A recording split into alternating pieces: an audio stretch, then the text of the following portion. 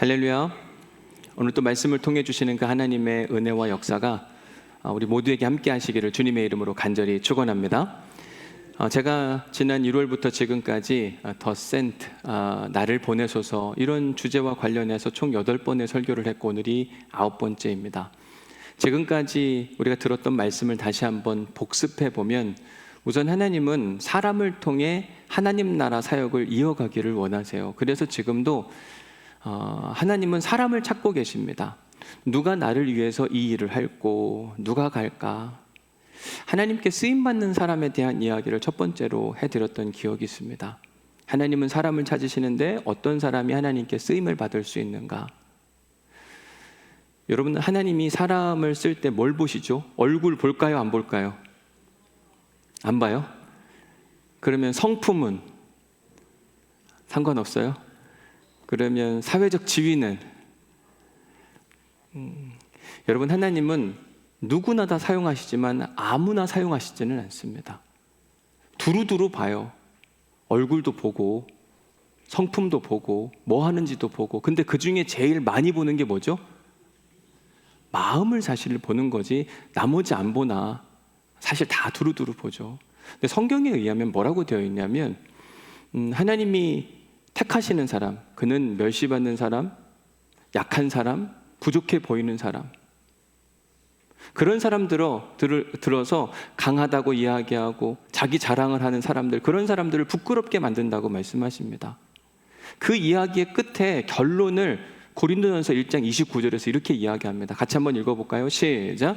이는 아무 육체도 하나님 앞에서 자랑하지 못하게 하려 하심이라. 하나님이 안 쓰는 사람이 있는데 어떤 사람이냐면 자랑하기를 즐겨하는 사람. 왜? 자랑한다는 건 내가 했다는 거거든요. 사실 하나님이 도와서 하셨는데도 자랑하는 사람의 특징은 뭐냐면 하나님을 인정하지 않아요. 하나님을 이용해서 자기의 유익을 추구하려고 하는 겁니다. 자기 자랑을 하지 않는다고 한다면 하나님이 그런 사람은 마음껏 들어서 쓰시더라.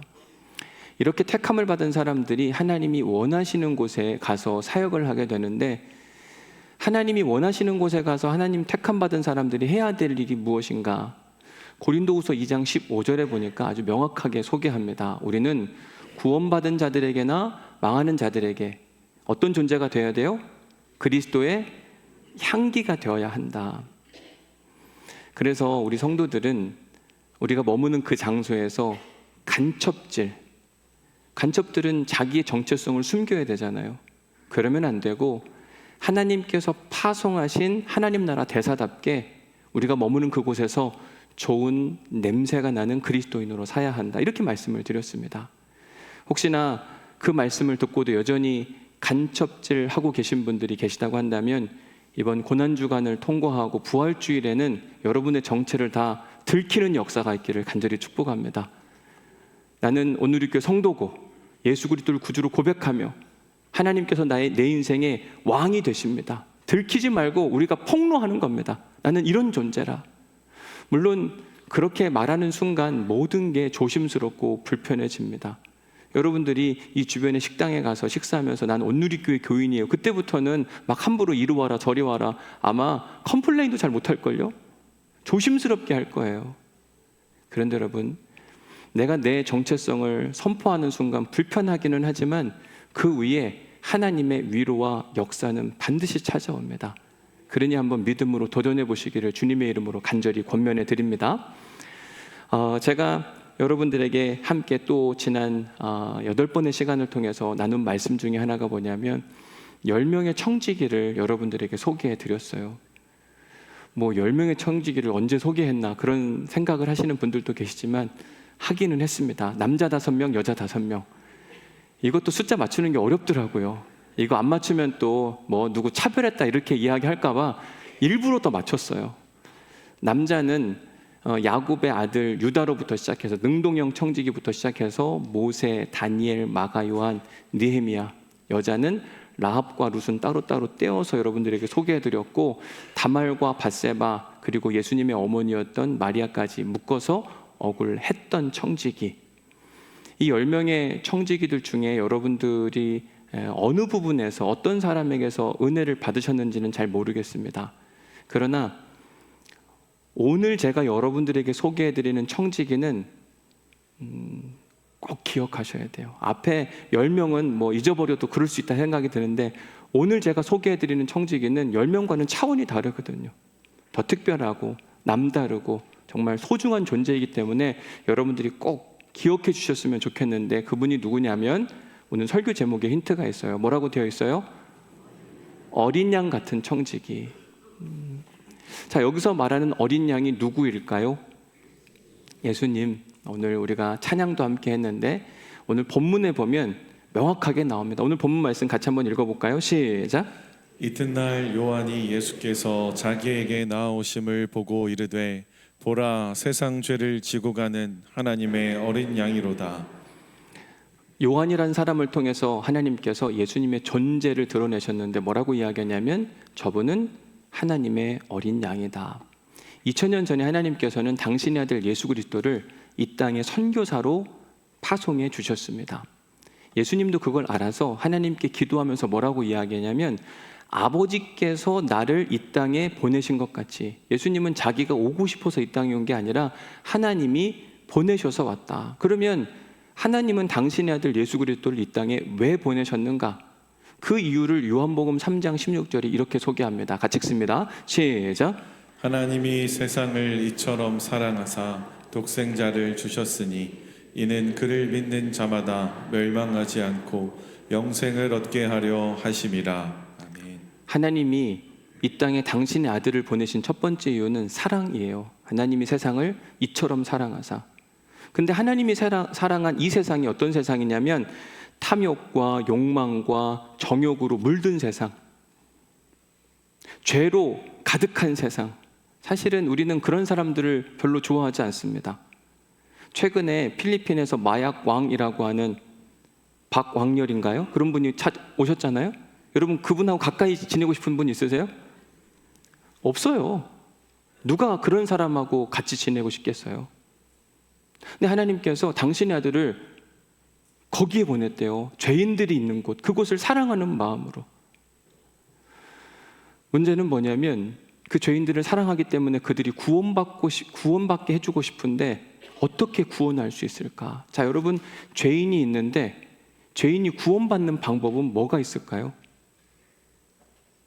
죄인은 죄에 대한 대값을 치러야만 해요.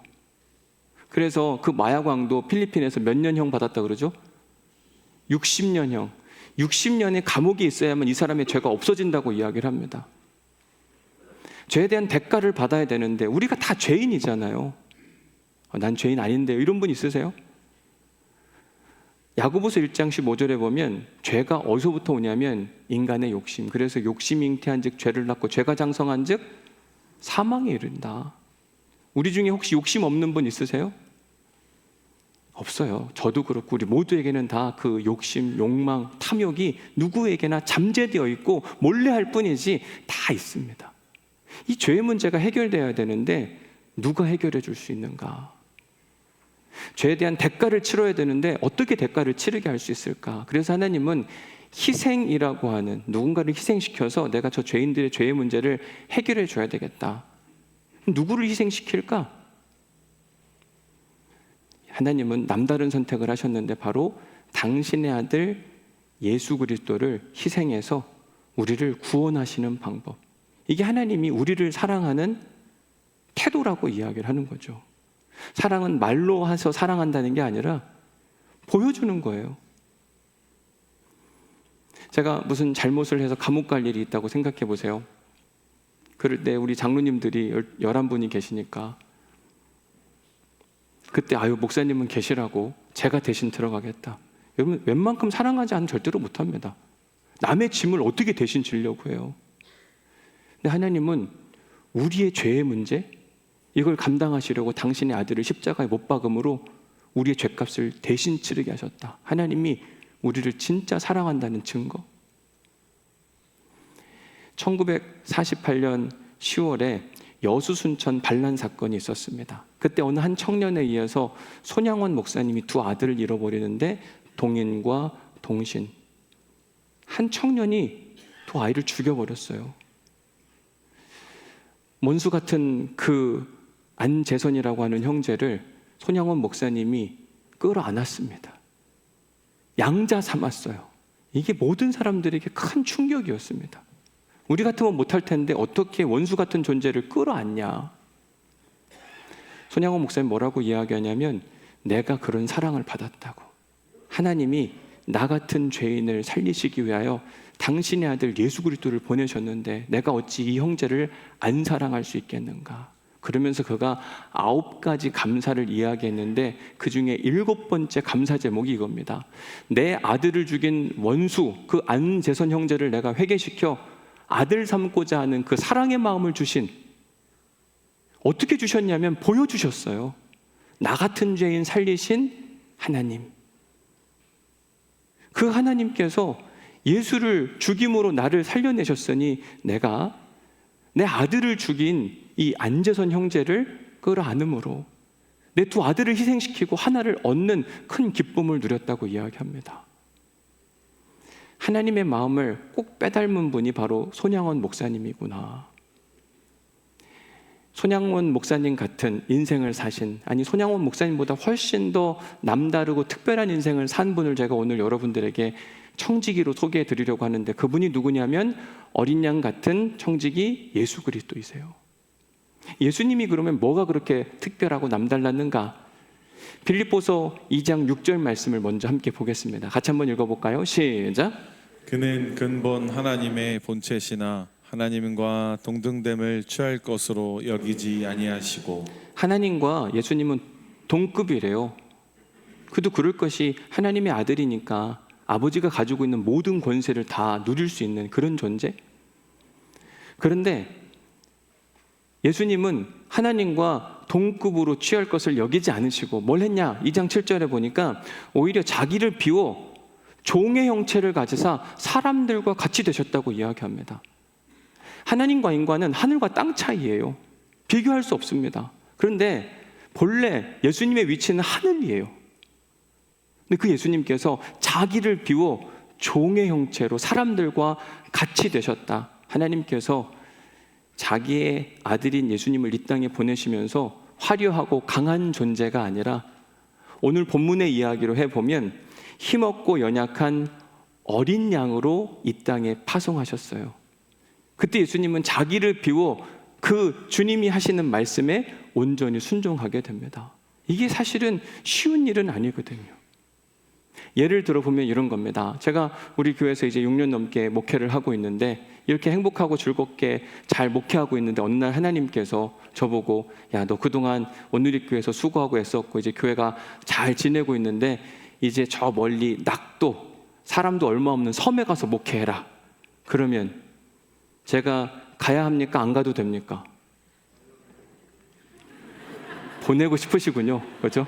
얼른 갔으면 좋겠다. 가야죠. 근데 기분이 좋을까요? 하나님 도대체 왜 그러는 겁니까? 힘든 시간 잘 지나와서 이제 좀 평안하고 안정적인데 여기 있어야지 어디 가라고 합니까, 하나님? 이런 마음 아닐까요? 예수님께서 하나님 나라에 함께 하나님과 동행하는 인생을 사시다가 하나님이 지금 이 땅으로 파송을 하셨어요. 선교사로 가라. 아니, 그 좋은 나라를 두고 왜 오냐고요. 죄인들이 우글우글거리는 죄인된 세상. 팔레스타인에 저 가난하고 사람들에게 무시당하던 동네가 어디였냐면 갈릴리 나사렛이라는 동네였어요. 그런데 나다나엘이 뭐라고 표현하냐면, 나사렛에서 무슨 선한 것이 나오냐, 거긴 그럴 만한 존재, 메시아가 나올 그런 데가 아니다. 아주 폄하했습니다. 하나님은 당신의 아들을 보내시면서 높고 존귀한 자리가 아니라 세상에서 가장 비천하고 연약한 자리로 가라고 이야기하는데 예수님은 아멘하고 하늘 보좌를 버리고 이 땅에 오셨다. 어린 양 같은 청지기의 첫 번째 특징은 뭐냐면 절대 순종입니다. 하기 싫은데도 불구하고 하라고 하면 그 일을 해요. 오라면 오고 가라면 가고. 어린 양 같은 청지기는 자기 마음대로 살지 않습니다. 자기의 주인이신 하나님이 어디로 가서 무엇을 하라고 하는지 늘 궁금해하면서 하나님의 뜻과 계획을 묻습니다. 하나님, 이번에 어떻게 하면 좋을까요? 하나님, 이 일은 또 어떻게 반응하면 좋을까요? 어디로 가면 좋을까요? 제가 뭘 하면 좋을까요? 계속 물어요. 우리가 이번 사순절 기간 동안 신앙훈련을 해보자고 이야기하면서 예수님이라면 어떻게 하셨을까 질문하자고 제안을 해드렸습니다. 쉬운 일은 아니에요. 예수님처럼 살아보자. 어렵습니다. 그런데 예수님처럼 사는 것이 어린 양 청지기가 되는 비결이에요.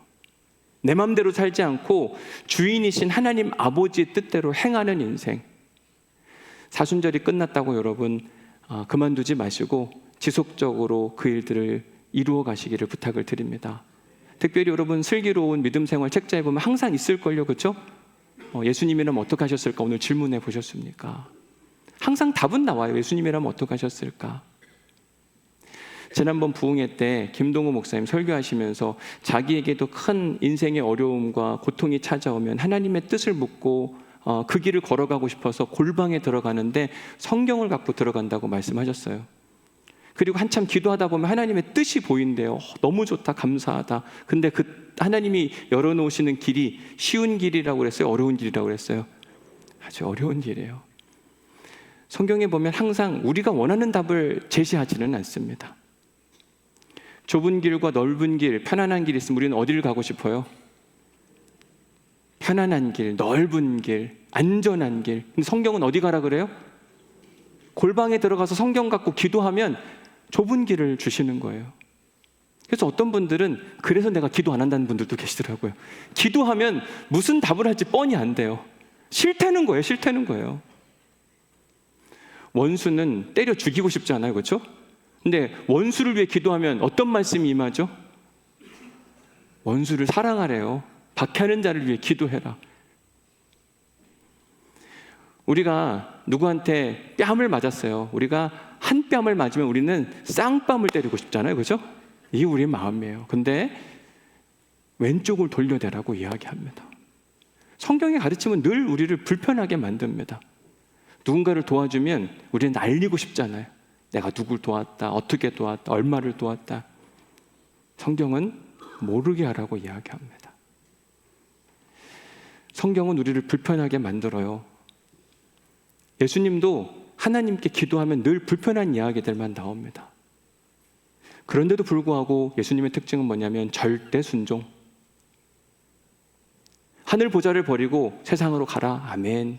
십자가를 져야 한다. 아멘. 절대 순종이에요. 이와 관련해서 두 번째 특징을 여러분들에게 소개해드리면 어린 양 같은 청지기의 두 번째 특징은 뭐냐면 세상과 전혀 다른 가치관, 정반대의 삶을 살 수밖에 없습니다. 성경이 그렇잖아요. 성경은 세상의 논리를 따라가지 않고 전혀 다른 길, 하나님 나라의 길을 제시하는데 세상은 이렇게 이야기합니다. 성공해야 된다. 높은 곳을 차지해라. 이걸 소위 고지론이라고 이야기합니다. 무한경쟁 사회 가운데 가장 탑이 되어야만 영향력도 있고 뭐라도 할 수 있으니까 수단과 방법을 가리지 말고 남을 짓밟고서라도 높은 곳에 올라간 다음에 좋은 일도 해라. 이렇게 가르쳐요. 돌격 앞으로 막 사람들을 그렇게 몰아세웁니다. 물론 틀린 말은 아닙니다. 세상에 살아보면 높은 곳에 있는 게 훨씬 더 좋고 편한 건 맞아요. 그러나 성경의 가르침과는 반대입니다. 누가복음 10장에 보니까 예수님께서 제자들을 보내면서 이렇게 이야기합니다. 갈지어다 내가 너희를 보냄이 어디요? 어린 양을 이리 가운데로 보낸다고 이야기를 해요. 하나님이 당신의 아들 예수 그리스도를 세상에 보낼 때 강하고 힘있고 능력 있게가 아니라 하나님의 어린 양으로 보냈어요. 힘없고 연약한 존재. 예수님도 제자들을 사람들에게 파송하시면서 뭐라고 이야기하냐면 내가 너희를 보내는 것이 마치 어린 양을 이리 가운데로 보낸 것 같도다. 마음이 쓰인다는 이야기를 하고 있는 겁니다. 이와 관련해서 어린 양 같은 청지기의 세 번째 특징을 여러분들에게 소개해드리면 어린 양 같은 청지기는 강함에 대한 관심이 그렇게 많지가 않습니다. 세상은 강해지라고 이야기하잖아요. 근데 기독교는 너 강해야 된다. 너 잘 돼야 된다. 이런 얘기를 하지 않아요. 약하면 약한 대로 사용하신 하나님. 오히려 약한 자를 들어 더 강하게 사용하신다니까요. 기독교는 자꾸 자기의 약함과 연약함을 고백하라고 얘기합니다. 세상은 내 약점 있으면 감추라고 얘기하잖아요. 좋은 것만 드러내라고 하잖아요. 근데 기독교는 너의 연약함을 드러내라고 그래요. 대신 너의 연약함과 함께 뭘 해야 되냐면 하나님께 도움을 구하는 기도를 하라 그래요. 생각해 보십시오. 어린 양이 2리대로 간다고 생각해 보세요. 제가 오늘 성가대 미안하지만 2리대라고 여러분들이 생각을 하면, 예를 들어서 제가 여러분들에게 간다고 생각해 보세요. 이렇게 1위가 가득한데 저는 양이에요. 제가 해보세요. 1위처럼 한번 해보실래요? 네. 잡아먹으려고 하는 1위대가 저기 많은데 한두 사람이 아니잖아요. 근데 가면 혼날 텐데 어떻게 해야 될까? 염려와 걱정. 그러나 이끄심에 따라 가기는 가는데, 그때 어린 양이 하는 게 뭐냐면 기도입니다. 하나님, 성가대 1위가 저렇게 많은데 저를 살려주옵소서. 제발 좀 살려주시기를 간절히 원합니다. 하나님이 목자 되어주시고 보호막이 되어주셔서 제가 살기를 원합니다. 그러면 놀라운 일이 일어나요. 뭐냐면 내가 분명히 약한데 하나님이 강함을 주십니다. 그래서 예수님을 보면, 예수님이 분명 이 땅에 오실 때 하나님의 어린 양으로 오셨어요. 팔레스타인 땅에 가장 가난하고 멸시받던 동네, 갈릴리 나사렛이라는 동네에서 태어나셔서 아무것도 없이 목수의 아들, 그런 그가 사역하는데 신기하게도 사람들이 예수님을 무서워합니다. 보십시오. 마가복음 4장에 보면 사람들이 예수님을 무서워했대요. 분명히 예수님은 하나님의 어린 양이었거든요. 가진 게 없어요. 그런데 그를 무서워합니다. 거친 풍랑을 잠잠케 했더니 사람들이 말하는데 저 사람 도대체 누군데, 아무것도 없는 것 같은데 왜 그렇게 능력이 많은 거야? 심히 두려워했더라. 마가복음 5장에 보면 귀신 들린 사람들이 떠나가자 사람들이 어린 양 같은 예수님을 또 두려워합니다. 사람들이요, 끊임없이 예수님을 두려워하는, 예루살렘으로 올라가는 그 길에서도 사람들이 예수님을 또 두려워하고 계속 두려워해요. 참 신기한 거 아니에요? 예수님은 어린 양으로 사셨어요. 엄청난 능력을 막 무장하고 나 간다, 저것들 다 없애라, 이렇게 하지 않으시고 힘없고 연약한 존재처럼 어린 양으로 사셨는데, 하나님께서 그에게 강한 힘과 능력을 주셨고 그 힘과 능력이 그에게 임하자 여전히 연약한데도 사람들은 예수님을 두려워합니다. 그런데 여기서 더 놀라운 사실 하나가 발견됩니다. 뭐냐면 분명히 연약한데 하나님이 강함을 주셨을 때 예수님의 삶의 태도를 여러분 잘 보셔야 돼요. 요한복음 13장 4절 말씀이에요. 같이 한번 읽어봅니다. 시작. 저녁 잡수시던 자리에서 일어나 겉옷을 벗고 수건을 가져다가 허리에 두르시고. 예수님께서 자기 제자들과 함께 식사하실 때인데 밥 먹다가 갑자기 예수님이 일어나셨어요. 겉옷을 벗으십니다. 수건을 허리에 두르시고 가서 대야에다 물을 떠다가 제자들의 발을 씻겨요. 그리고 젖은 발을 다시 마른 수건으로 또 닦아주십니다. 이게 누가 하는 일이냐면 제자들이나 종이 하는 일이에요. 근데 예수님께서 이렇게 이야기하잖아요. 내가 너희들에게 선생이고 주야. 너희들이 나를 그렇게 부르잖아. 선생님, 주님. 그래, 그 말이 틀리지 않았다. 나는 너희들의 선생이고 주다. 보통 세상은 이렇게 됐을 때 제자와 종이 선생과 주인의 발을 씻기는데, 하나님 나라는 다르다는 이야기를 하는 거죠. 오히려 주와 선생이 너희들의 발을 씻겼잖아. 너희들도 주와 선생이 되고 싶으면 서로의 발을 씻기라고 이야기합니다. 예수님 지금 전혀 다른 이야기를 하는 거예요. 보통의 세상 사람들은 주와 선생이 되면 자기 발을 내밉니다. 야, 내 발 닦아. 뭐 하는 거야? 안 닦아? 이게 보통의 사람들의 모습이에요. 그런데 자기의 연약함을 알고 자기가 지금 강한 사람이 됐어요. 근데 그 강함이 누구에 의해서 강함이 되었냐면 하나님이 주신 은혜로 강해진 겁니다. 보통 힘 있는 사람들은요, 자기를 과시합니다. 내가 누군지 알아? 나 이런 사람이야. 이 정도쯤 되는데 까불지 마. 이게 일반적인 힘이 있는 사람들의 모습이에요. 그러나 어린 양 같은 청지기, 그분은 분명히 연약했는데 하나님이 능력을 주셔서 사람들이 그를 두려워했을 때 감히 자기 자신을 드러내지 않습니다. 내가 목사야, 내가 장로야 드러내지 않고 사람들의 발을 닦아줘요. 너무 멋지지 않나요? 그분을 우리가 주님이라고 고백하고 그분을 믿는다고 이야기하는데, 믿는 사람의 특징은 뭐냐면 그분을 따라 삽니다. 그분처럼 살기를 원해요. 바라기는 우리가 이 예수님을 따라 사는 은혜가 있기를 주님의 이름으로 간절히 축복합니다. 내가 연약한데 하나님이 힘을 주셔서 강해졌어요. 그 강해졌을 때 자기 자신을 낮추어서, 이걸 저는 겸손이라고 말씀을 드리고 싶은데, 힘이 있는데 겸손한 사람, 그런 사람이 어린 양 같은 청지기더라고요. 이제 마지막으로 네 번째 특징을 이야기해 드릴 텐데, 사실 어린 양 같은 청지기의 특징은 굉장히 많습니다. 그러나 시간적인 제한 때문에 이제 네 가지만 말씀드리는데, 어린 양 같은 청지기의 네 번째 특징은 뭐냐면 저주심이에요. 저주심. 오늘 본문 말씀 한 번 더 읽어볼까요? 같이 한번 읽습니다. 시작.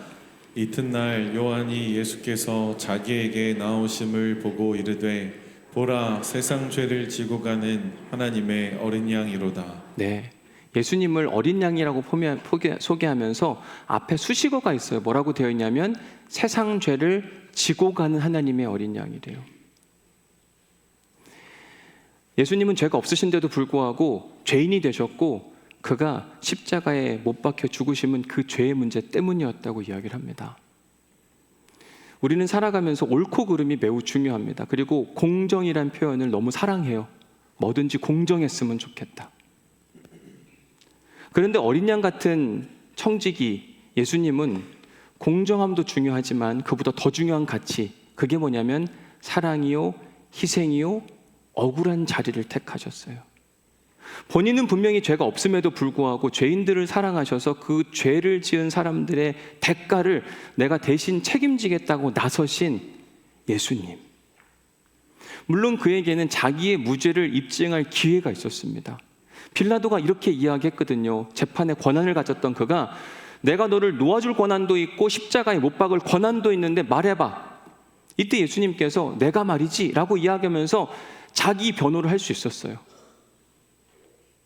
누가 거짓이고 누가 참인지를 다 밝히 드러낼 수 있음에도 불구하고 예수님은 침묵을 유지하십니다. 예수님은 침묵하면 침묵할수록 자기가 불리했습니다. 왜냐하면 예수님을 지금 몰아세웠기 때문에 변호하지 않으면 그는 십자가에 죽을 수밖에 없는 그런 상황이었거든요. 그런데도 불구하고 예수님은 침묵을 선택하셨고 오히려 죄 많은 세상을 구원하시려고 세상 모든 죄를 짊어지고 가는 어린 양의 길을 택하셨어요. 누군가를 향해서 옳고 그름의 문제에서 당신이 옳고 당신이 틀렸으니까 당신이 죄를 감당해야 돼 라고 손가락질하지 않고 오히려 그 죄 있는 사람들의 문제를 책임지려고 하셨던 예수님의 모습. 과연 우리는 지금 어떤 인생을 살고 있는가? 사람들이 싸울 때 보면 있잖아요. 서로가 옳다고 이야기합니다. 지금 한참 여전히 전쟁 중이잖아요. 이스라엘과 미국 그리고 이란. 여러분들이 보시기에 누가 더 잘못한 것 같으세요? 아마 마음속으로는 다 판단하셨을 거예요. 이 사람이 잘못한 것 같다. 이 사람이 잘못한 것 같다. 근데 싸울 때 보면 일방적인 건 없어요. 부부싸움 하시는 분들도 있잖아요. 막 심각해서 어느 때는 상담받으러 오시는 분들이 있는데 저는 항상 같이 오라고 얘기합니다. 왜냐하면 한 사람 얘기 들어보면 진짜 남편은 죽일 놈이에요. 근데 이 사람 얘기 들어보면 아이고 똑같아요 둘이가. 근데 서로가 자기 건 감추고 남의 걸 막 들추는 겁니다. 우리는 우리의 것은 작게 여기고 상대 것을 크게 여김으로 자꾸 이기려고 해요. 그런데 예수님은 분명히 자기가 옳고 상대가 틀렸음에도 불구하고 그를 사랑하는 마음으로 그의 죄의 문제를 해결하시려고 책임져 주려고 하세요. 예수님은 책임을 물으시는 분이 아니라 책임져 주기를 원하시는 분. 여러분, 우리가 그 예수님을 믿고 따르다고 한다면 우리도 똑같이 누군가에게 책임을 물으려고 하는 사람이 아니라 책임을 져주려고만 해야만 합니다. 이런 예수님이 하나님은 너무 좋았어요. 비록 이 일 때문에 예수님께서 십자가에 억울하게 죽으셨어요. 죄 없는데도 불구하고 죽으셨어요. 근데 이렇게 책임지려고 하는 예수님을 그냥 내버려 둘 수가 없는 하나님, 야, 너 안 되겠다. 장사된 지 사흘 만에 죽음 가운데 예수님을 다시 일으켜 세워주시는 겁니다. 하나님의 놀라운 은혜와 영광이 억울하게 십자가 지고 죽으신 예수님께 임하신 사건, 그게 부활이에요. 아, 예수님은 하나님이 다시 일으켜 세워주고 싶은 분이셨구나. 제가 오늘 집을 출발하면서 큰 고민에 빠졌습니다. 뭐냐면 운전을 해오면서 주차를 어디에 할 것이냐가 저한테 가장 큰 숙제였어요. 여러분들은 별게 아닌 것 같지만 저한테는 굉장히 심각한 문제. 제가 여러분들에게 이미 신성전에 안 하겠다고 했는데 안 할 수 없을 때가 분명히 있어요. 아주 급하거나 아니면 짐이 많거나. 오늘 제가 짐이 좀 있기도 했고 또 오후에 다른 교회 설교도 하러 가야 돼서 야, 이게 오늘 같은 경우는 예외가 돼야 되는데 이게 어떻게 설명도 불가능하고 어떻게 하는 게 좋을까? 집에서부터 교회까지 오는데 한 7, 8분 정도 걸리는데 너무 심각한 갈등에 빠졌어요. 어디에 대야 될까? 여길까 저길까? 어디다 됐을까요? 이 정도쯤 얘기했으니까 어디다 됐을 것 같아요? 이해해달라고 하는 거 같지 않으세요? 그렇죠? 지난주 한 번만 그렇게 하고 이번 주에 벌써 타협하려고 한다면 이미 끝났다. 그런 마음 가운데 불편해도 가자. 그래서 저 교육지원청에 가서 대고 이렇게 걸어오는데 제 앞에 어떤 분이 또 그렇게 걸어가시더라고요. 우리 전사님 중에 한 분이 자기도 짐이 여기도 있고 여기도 있는데 들고 막 이렇게 가시는 제 앞에 걸어가는 거예요. 아, 저분도 담임 목사 잘못 만나서 참 힘들게 사신다. 저렇게 짐이 있으면 그냥 신성전에 대고 올라가도 될 텐데 굳이 저렇게 또 멀리다 대고 가시는구나. 근데 무슨 마음이 드셨냐면요, 저분한테 뭐든지 해주고 싶다는 생각이 들었어요. 주신 말씀에 순종해서 내 짐이 이렇게 있는데도 불구하고 저 멀리서 들고 가는 저 전도사님 뭐라도 더 해주고 싶은, 제가 그때 깨달았어요. 아, 하나님이 왜 예수님을 다시 살려냈는지를 알았어요. 누군가에게 책임을 물으려고 하기보다 책임지려고 하는 인생을 사는 그 예수, 내가 어떻게 이 예수를 안 살릴 수가 있겠냐. 여러분, 하나님의 능력과 은혜를 경험하고 싶잖아요. 하나님의 호의를 받고 싶잖아요. 그러면 십자가가 먼저예요. 십자가를 통과한 사람이 부활의 은혜와 영광을 누리게 되더라고요. 그런데 우리는 어떻습니까?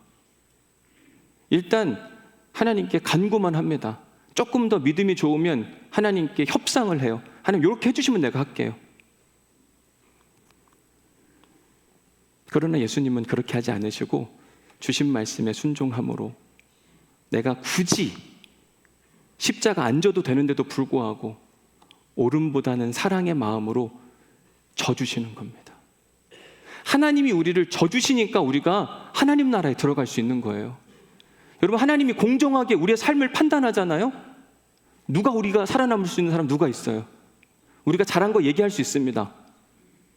그런데 하나님이 우리의 치부를 들춰내기 시작하면 살아남을 수 있는 사람이 한 사람도 없거든요. 우리가 하나님 나라에 들어갈 수 있는 유일한 길은 하나님의 은혜입니다.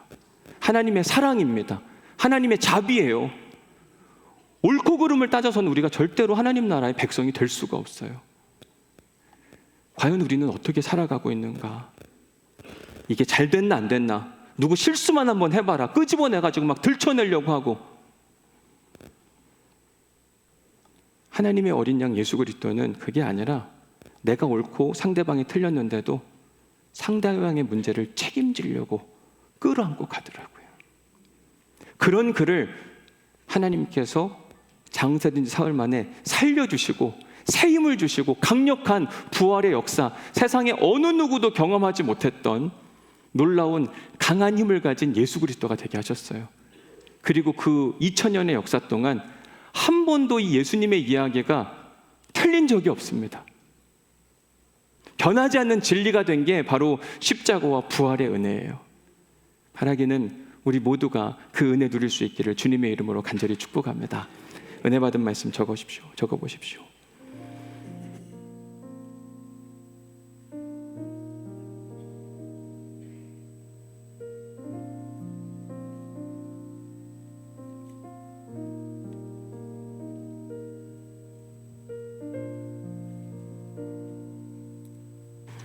자, 우리가 꼭 닮아야 할 청지기 모델 네 가지를 여러분들에게 소개해드렸는데, 어린 양 같은 청지기의 특징 4가지. 첫 번째는 뭘 해야 된다 그랬죠? 절대 순종이 필요하다고 말씀을 드렸어요. 가기 싫은 곳도 가야 하는, 하늘 보좌를 버리고 이 땅에 오신 자기를 비우는 그 훈련. 두 번째는 반대 정신. 성경은 항상 우리를 내가 원하는 반대의 길로 제시해요. 이게 참 어렵습니다. 하기 싫은데 굳이 꼭 하라고 하시는 그 하나님의 요청. 그런가 하면 세 번째는 우리가 뭘 인정해야 되냐면 우리의 연약함과 단점을 인정해야만 합니다. 하나님, 나 이거 부족한 사람입니다. 하나님, 나 이게 잘 안 되는 사람입니다. 저는 김동호 목사님이 좋은 게 뭐냐면 자기가 이렇게 얘기하잖아요. 난 돈이 너무 좋다고. 우린 다 안 좋은 척 합니다. 그렇죠? 괜찮은 척.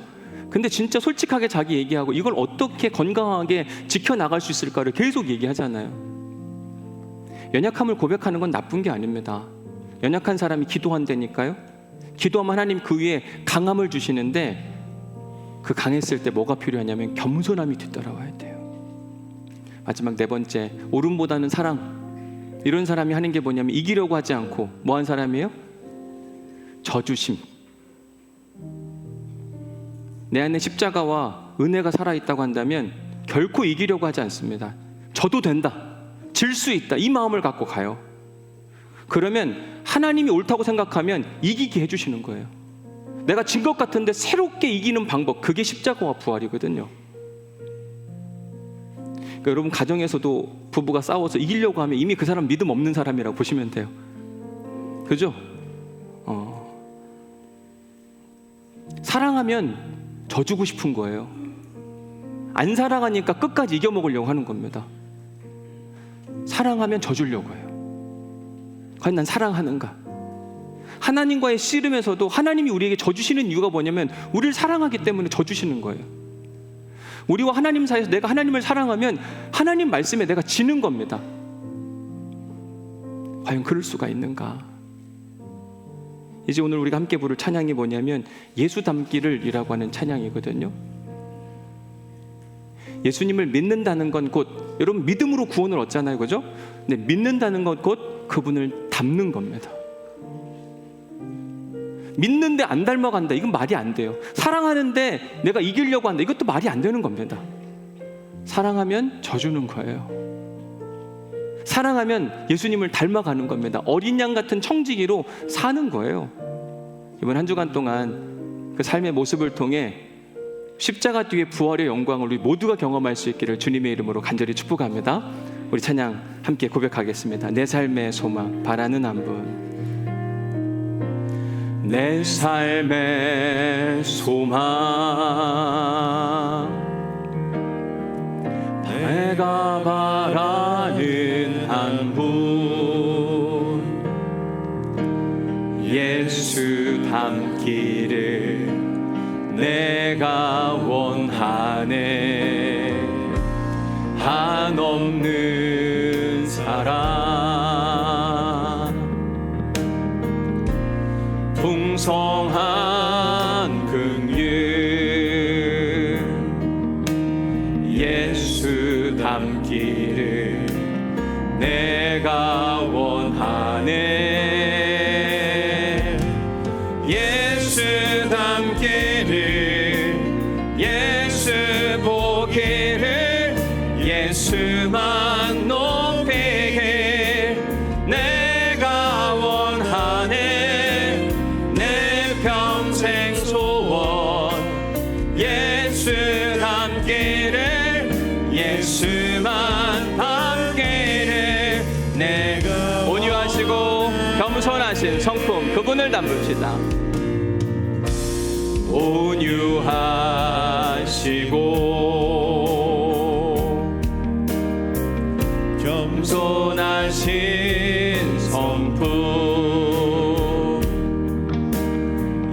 예수 닮기를 내가 원하네. 자비하시고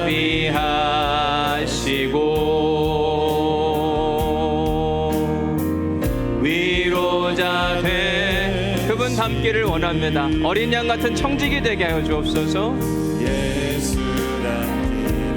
우리 다 함께 자리에서 일어나셔서 그분 닮기를 소망하는 마음으로 찬양합시다. 예수 닮기를 예수 보기를 예수만 높이게 내가 원하네. 내 평생 소원 예수 닮기를 예수만 닮기를 내 완전하신 예수 그분이 날 새롭게 합니다. 완전하신 예수 새롭게 하시네. 연약한 내 영혼 어린 양 같은 내 영혼 온전케 하리. 완전하신 예수 새롭게 하시네. 완전하신 예수 새롭게 하시네. 연약한 내 영혼 온전하게 배 예수님 닮기를 예수 닮기를 예수 보기를 예수만 높이게 내가 원하네. 내 평생 소원 예수 닮기를 예수만 예수님 주님을 닮기를 원합니다. 예수 닮기를 예수 닮기를 예수 보기를 예수만 높이게 내가 원하네. 내 평생 소원 예수 닮기를 예수만. 우리 한 번 더 힘있게 찬양합시다. 주님 예수님 닮기를 우리가 원합니다. 예수 닮기를 예수 보기를 예수만 높이게 내가 원하네. 내 평생 소원 예수 닮기를 예수만 닮기를 내가 원하네. 하나님 오늘도 우리에게 말씀 주시니 감사합니다. 우리가 꼭 닮아야 할 그분, 우리의 마음에 새겨야 될 그분, 어린 양 같은 예수 그리스도. 그분은 하기 싫은 일도 기꺼이 가셨습니다. 반대 정신으로 사셨습니다. 그분은 져주시는 인생을 사셨습니다.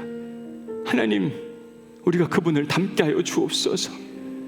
예수님을 믿는다 말하니 그분처럼 살게 하여 주옵소서. 예수님의 마음을 갖고 살게 하시고 예수님의 인도하심만 따라가는 한 주간이 될 수 있도록 인도하여 주옵소서. 십자가 뒤에 부활이 있다고 말씀하셨사오니 억울한 사람을 주님 회복시켜 주옵소서. 놀랄만 하도록 만들어 주옵소서. 주님은 그 일에 주관자이십니다. 우리가 믿고 나아가고 주신 말씀에 순종하기로 결단하였사오니 그 은혜를 누릴 수 있도록 축복하여 주옵소서. 이제는 우리 주 예수 그리스도의 은혜와 아버지 하나님의 극진하신 사랑과 성령님의 감동 감화 역사 교통으로 충만하심이 이제 오늘 말씀을 듣고 어린 양 같은 청지기 그분 예수 그리스도 그분을 닮기로 작정하며 반대 정신으로 살고 져주기로 작정했던 우리 사랑하는 오늘께 모든 성도들에게 십자가 뒤에 있는 부활의 영광이 영원히 함께 하시기를 간절히 축원하옵나이다. 아멘.